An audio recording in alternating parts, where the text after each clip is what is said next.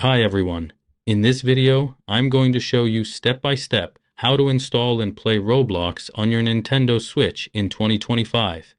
This is my avatar speaking, not me personally. And if you have any issues or questions, leave a comment and the real me will help you out. First, power on your Nintendo Switch and make sure you're connected to Wi-Fi. Next, go to System Settings, Internet Settings. Choose your Wi-Fi and click Change Settings. Change the DNS settings to manual. For primary DNS, enter 045.055.142.12.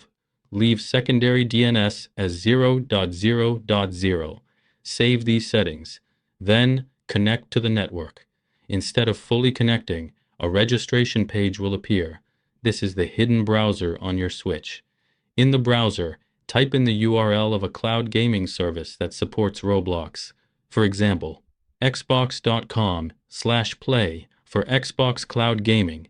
You'll need a Microsoft account and Game Pass Ultimate. Sign in, launch Roblox, and connect your Switch controllers. You're now ready to play Roblox on your Switch. Alternative method, check the Nintendo eShop for an official Roblox app.